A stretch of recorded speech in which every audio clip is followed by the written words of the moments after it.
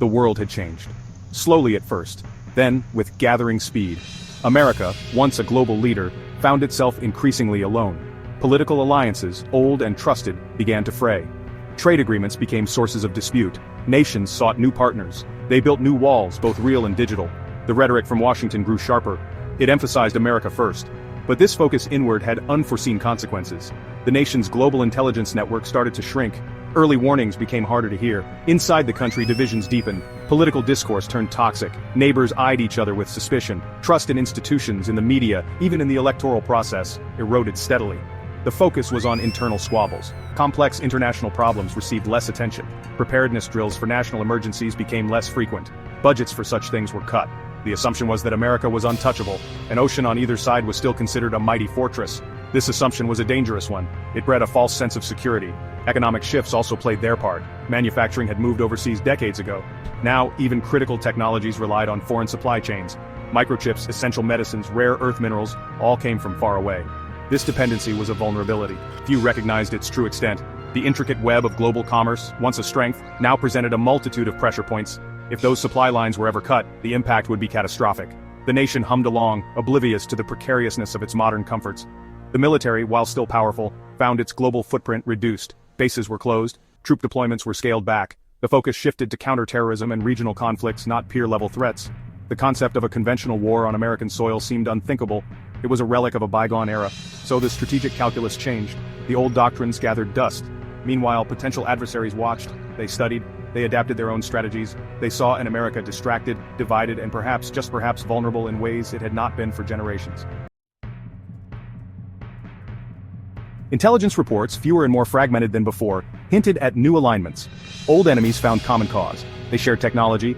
They coordinated military exercises. These were small signals. Dots on a map, easily dismissed as routine posturing.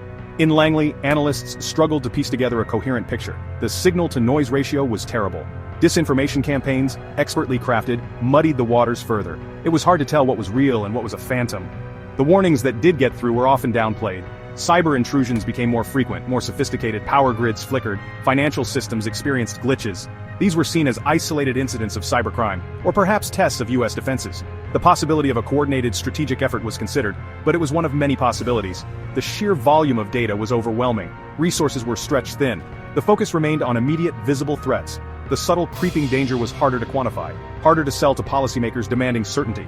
Some within the intelligence community felt a growing unease. They saw a pattern, a convergence of troubling indicators.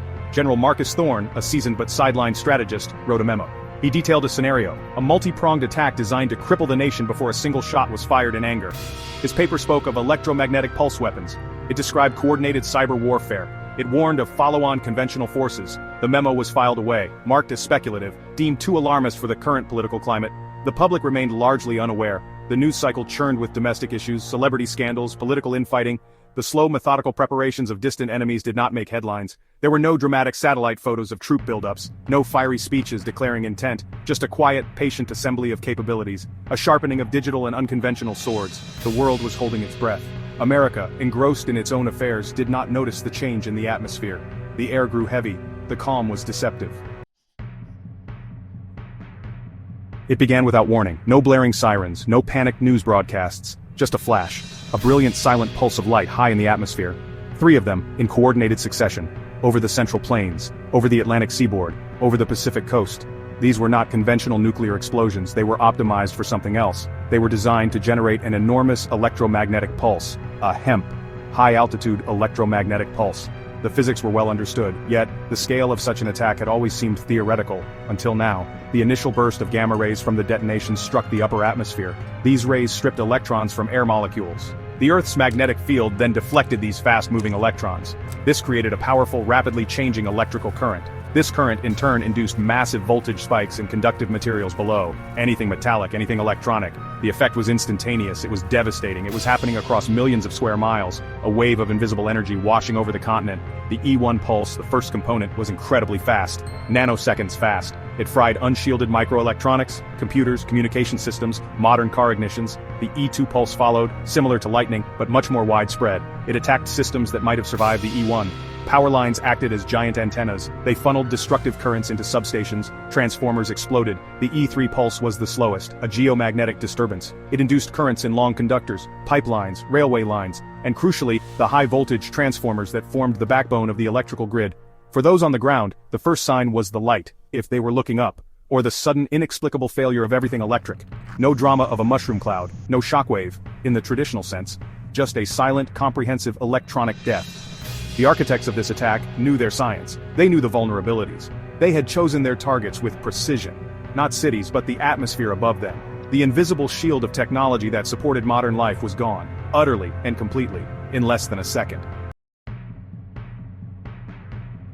The immediate effect was surreal. Cars driving on highways suddenly coasted to a stop, their engines dead, lights out, radios silent. Trucks jackknifed as power steering and brakes failed. Airplanes, their avionics fried, became gliders. Pilots fought useless controls. Some managed to ditch. Many did not.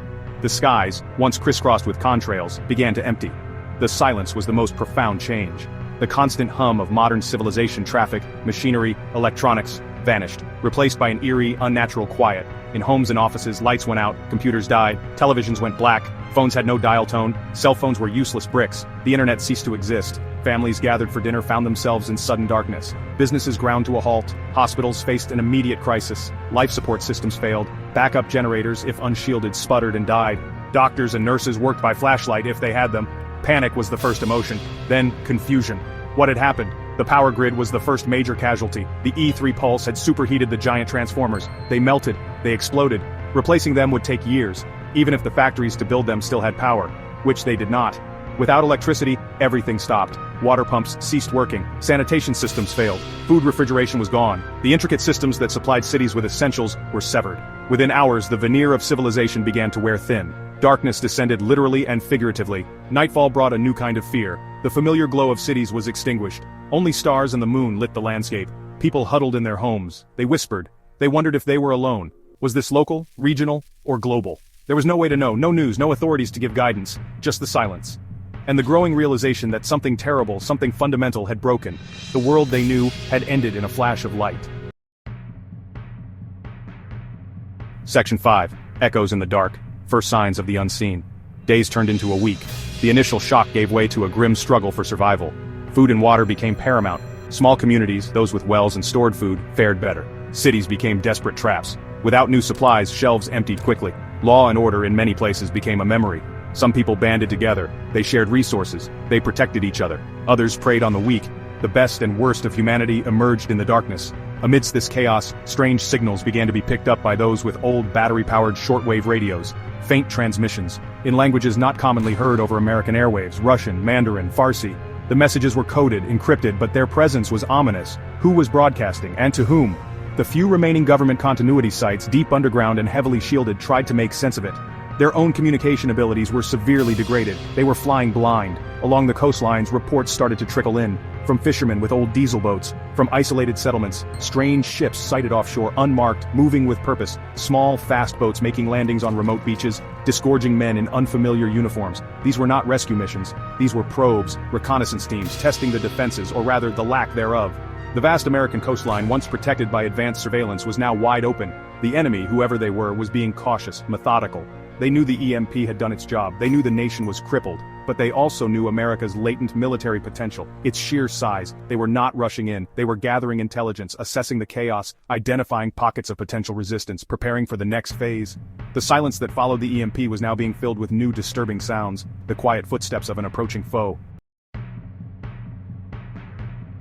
Section 6. The steel-tied boots on the ground. The incursions began subtly, not with massive D-Day-style landings but with infiltration. Special forces teams delivered by quiet submarines or low-flying aircraft. They secured key coastal infrastructure. Small harbors, airfields, bridges. They met little organized resistance. Who was there to resist?